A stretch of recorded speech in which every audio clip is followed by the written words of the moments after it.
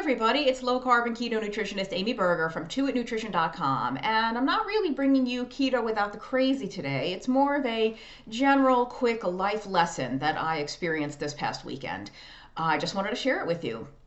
I was at a local blues club this weekend seeing a band play, and I was there with my boyfriend and with some friends of ours that were visiting from the Netherlands. And I don't. I've only been to this place once before. I want to go more regularly because they've got barbecue food and it's a blues club. So what more do you want in life? Anyway, the band playing was kind of bluesy, kind of zydeco, really just really good. They were great. The music they were playing, if you didn't want to move, something was wrong with you. Like check your pulse, you might be dead. It's that kind of, that beat, that rhythm, just what they were doing. Like in my seat, I could barely sit still. I was like, doing my little boogie in my chair. And they have a little dance floor, they have a space for people to dance. And just so you know, I am the world's worst dancer. I am the worst dancer ever. And I'm a musician. It's not like I don't have a rhythm. I have a rhythm. I just don't know what to do with my body. It's easier for me to sit in a chair and play my saxophone because then I don't have to think about where are my arms supposed to go? What am I supposed to do with my feet? I look ridiculous when I dance. But the music was so good and I was with, such nice people and the atmosphere was so great. And I was watching other people on the dance floor, people of different shapes and sizes, different ages, very, very old, kind of young. And there was one particular woman who caught my eye. She was on the heavy side. She wasn't, she wasn't obese, but she was on the heavy side. And she was a pretty good dancer. And she looked like she was having a ball. She was enjoying herself so much. She had a smile on her face. She was doing her thing. And just watching her made me feel joyful. Watching her made me spirited, for lack of a better word. And it made me get over my own self-consciousness. It made me get out on the dance floor because I wanted to be having that much fun.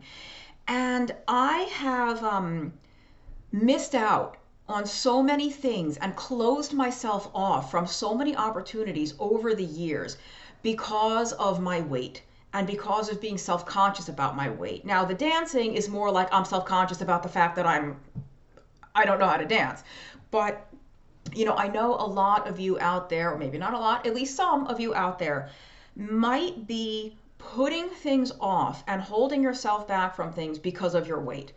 What are they going to say about me? They're all going to look at me. They're going to laugh. Everyone's going to be judging me, right? We've all been through this mental chatter that we go through. Even people that have always been effortlessly slim, everyone thinks they're bigger than they are, right? If your weight, if your size is genuinely interfering with your mobility, with your whatever range of motion, your ability to even be on your feet and dance, your ability to move around in a space, that is a reason to maybe get more serious about trying to get some of the weight down, especially if it's complicating matters with your health or something. But if your size is literally inhibiting your ability to do certain activities, then get serious about getting that weight and size down a little bit. But if you are holding yourself back from things that you could be doing, that you are physically capable of doing, where your size is not a hindrance or an obstacle, and you're thinking about what other people will think or how they'll judge you, all I can say is when I was looking at people on that dance floor, I noticed the woman was heavier, but the reason I was looking at her is because her face, she was, like I said, she was having a ball. She was having so much fun. I'm like, I want to feel that way. I'm going to get on the dance floor and I don't care. And you know what? I got on the dance floor and I had a ball. I had a great time. I looked like a drunk chicken doing whatever I'm doing, but I had fun. I had a really good time. I had a much, much better time than I would have had sitting in my chair watching everyone else have a good time.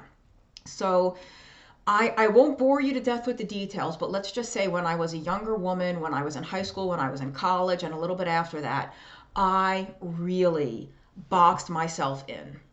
And I had the physical ability, I had the stamina, my size was not an obstacle or an impediment to some of the activities I would have done.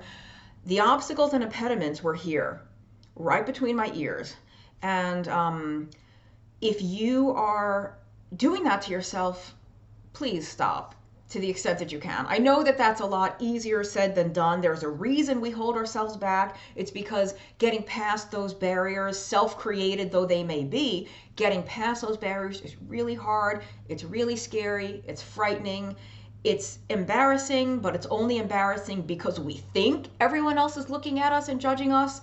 And for the most part, they're not. You know, most people are so concerned about their own stuff that they're not looking at you. They're so worried that everyone else is looking at them that they're not actually looking at anyone else. They're just in their own little thing.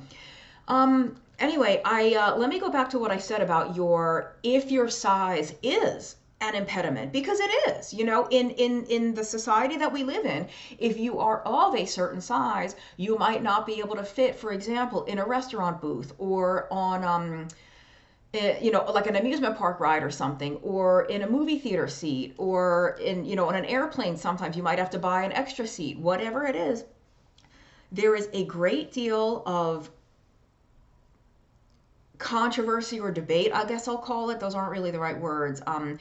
About something called health at every size, HAES. I'm going to do a video on that separately some other time, but you know, I think I said something like, you know, earlier, if your health if your weight is exacerbating health problems, that's a whole other topic. I'm going to leave you hanging. I'll talk about all that on the health at every size video. I went back to it because I didn't mean to imply that weight is in and of itself a health problem or a medical problem. I don't think it is.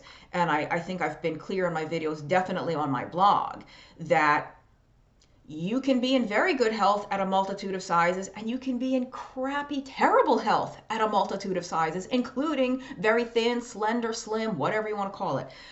I'm getting off message. That's for the health at every size video. Let's get back to the enjoy your life video. I can't get the time back.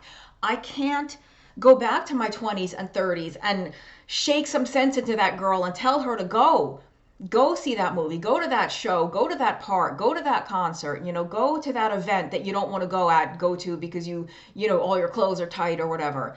I don't know. I just kind of wanted to share that moment because at that club, it really was powerful to me because I like dancing. I love dancing. I don't do it because I'm so embarrassed that I'm so bad at it. So you know, how many times have I not danced in public because I thought I would look stupid, but then every time I get up and do it, I'm glad I got up and did it. And we just have to get past these mental barriers and these sort of false obstacles that we create for ourselves. That's it for now, I guess. I should have put this on Instagram. I have to learn how to make those little like Instagram movies or whatever. I don't know much about Instagram, so I'm like, I'll just put it on YouTube instead. Next time, we will talk more about actual ketogenic diets and health and low carb and insulin and all that good stuff that I normally talk about. And that's it. See you next time.